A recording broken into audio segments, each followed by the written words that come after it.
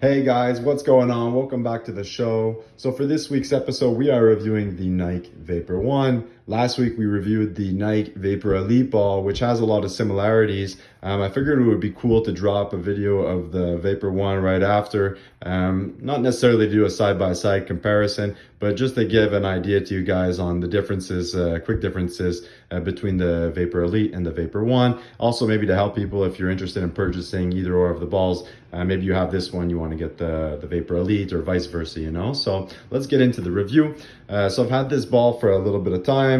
It's a pretty good ball. It's not necessarily my favorite ball, but I would definitely suggest this to other people that are looking, you know, for a decent football for a decent price. With that said, it doesn't run cheap. I mean, basically this ball will get you close to anywhere, close to the Wilson Duke or any other official leather football. Really depends on where you get it in store, online, etc.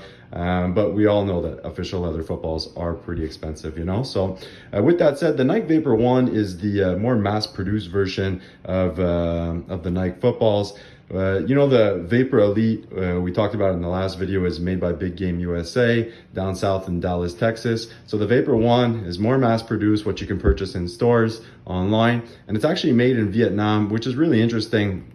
You know, the ball itself, although it has similarities to the Vapor Elite, it really is different, you know? So anyways, let's get into the review. So over here, we have a nice brown leather. Brown leather, we know, being harder to break in. The leather is pretty nice. I mean, the pebbles aren't the deepest pebbles that we've seen. A lot of other footballs have deeper pebbles than this, but pretty nice leather nonetheless.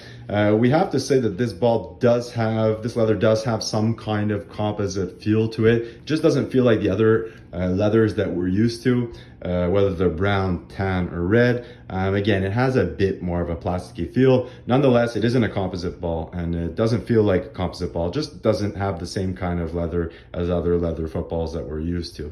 Other than the leather, I mean, you know, the design is pretty nice here. You got the Nike symbols on both sides, left and right of the laces. We have it on this side with the Vapor One wording, and then we also have it on the valve panel as well. The colors are pretty good, you know, traditional black and gold. The gold foil is really a really nice stamp, and the black print is pretty good on the ball. On both sides, it's the exact same. Now, if we take a look from over here, you can see, you know, left and right of the laces, we have the stitches that go around the ball. This is actually a bit disappointing. So the stitches here that go around the ball, you can see this is what the stitches should like. And then, you know, if you look, you know, a bit left and right, you can see that there's a bit of ink that sort of spread onto the leather. So that comes from, you know, the press, when they press down the stitches onto the ball. It's not done by hand, it's a machine that puts those stitches in, and left a bit of ink on the ball, which is, again, a bit disappointing given the price that you're paying for this kind of a ball. Maybe some balls have it, some balls don't, really depends. Again, it's, you know, all other footballs are a bit different, as a portion of it is made by hand. But with that said, you know, you still have a bit of that round shape to it. It's a bit different than our, you know, our Adidas Dimes or our Vapor Elites. Those are maybe a bit more round. They're similar, you know, again, Big Game USA team issue style. They're not as pointy, for example, as our, you know, Wilson balls. So we've said that in previous videos as well. So let's talk about the laces here. So the laces, this is the only ball that we have with this type of lace. So these are rubber laces. They're 100% rubber, and they're texturized. You can see there's lines that are into the ball. Let's try to get a good view of this. So how do these laces feel? Listen, they're completely different. They're the only ball that we have in stock that has these laces. We know that these laces are actually available by Team Issue. It's one of the options that they can, if you're getting a custom ball made, it is one of those laces that they could have installed or, you know, put onto your ball. So how do they feel? I mean, listen, they definitely feel like rubber. They have a lower profile than, for example, the leather laces that are on the Nike Vapor Elite, or the Adidas Dime or the XFL ball, all those official leather laces that we're used to seeing. So I'd say, you know, the depth of them is similar to what you'd see on the NFL Duke.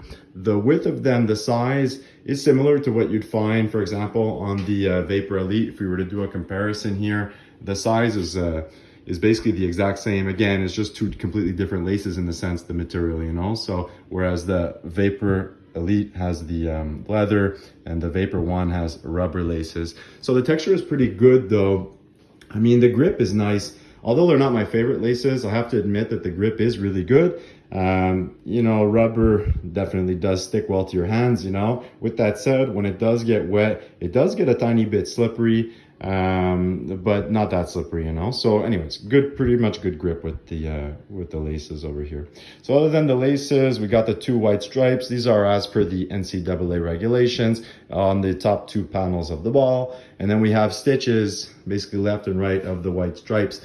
So let's talk about the white stripes. So the white stripes have the pebble is deeper on the white stripes than they are on the actual leather, and there is a tiny bit more tack on the white stripe than there is on the actual leather. So I mean, how does this compare, for example, to the Wilson GST, GST Prime, the Adidas Dime, Nike Vapor One, Vapor Elite? I mean, let's put this in the middle range. I mean, it's not as grippy as on the GST, GST Prime, but it'll fall in between. I mean, the one that has obviously no grip, we talked about it before, the CFL ball, Canadian University balls, etc. Those are just painted on stripes, although these do have some sort of attack to it. But you're not going to get a lot of grip from those. Really going to get the extra added grip from the stitching left and right of those white stripes. Now these are interesting.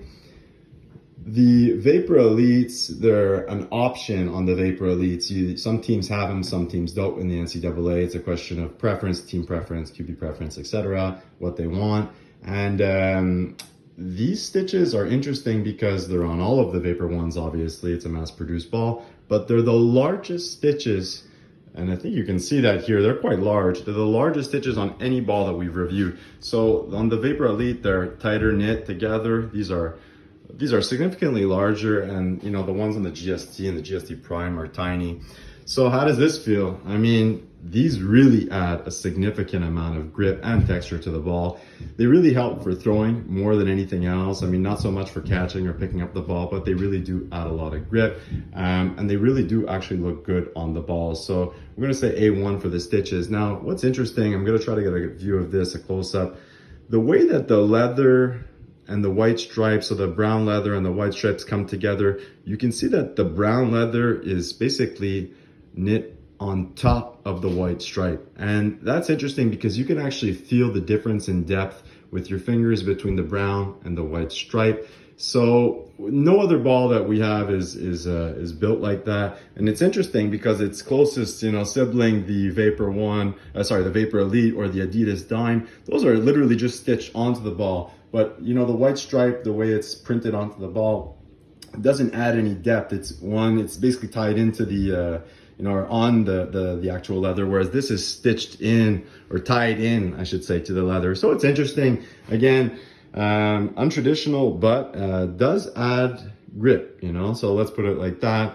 Have to admit, it feels good in your hands, but again, that's a preference thing, you know. So other than that, here we'll give you another view of the ball from far. You know, pretty nice ball. It really does throw some nice spirals. A lot of people have talked about that in the past. You know, they use some kind of technology, the way the ball is weighted. It's probably not the exact, the appropriate standards to the NCAA. That's why they don't play with this in the NCAA. Although, you can tell that you know, the ball really does spiral well. The way it's weighted and turns, it feels really good in your hands, you know.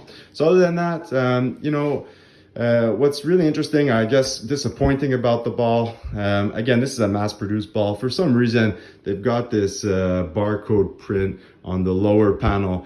This is actually the thing that I dislike the most about the ball, and I think that they ruined the ball by doing this. I have no idea why. I mean, give us the barcode on a tag, you know, that's, you know, on the box of the ball or something, you know, but don't print it on the ball. And in my opinion, I find that really ruins the ball, looks horrible, and it actually, you know, removes a bit of the texture, and it's really slippery, you know. So really disappointing that they do that. Hopefully they can change that in the future. And you know, what else is interesting, again, you know, it's a ball that's made in Vietnam. It's the only ball that we have that's made in Vietnam. All the other ones are made in the US of A, with the exception of, you know, one ball, the Spalding XFL ball, you know, that was made in 99, 2000, you know, made in China. But other than that, that's the only ball. All the other ones come from the States, you know. So this one, only one made in Vietnam, which is pretty interesting, you know. But anyways, nonetheless, it's a really good ball if you guys are interested in getting it. for sure. But let's just say there are many other balls that we prefer more, you know. But with that said, pretty cool ball. So I hope you guys like the vid. Remember to like the video and subscribe. Really helps the channel. And looking forward to talking to you guys next week. Take care.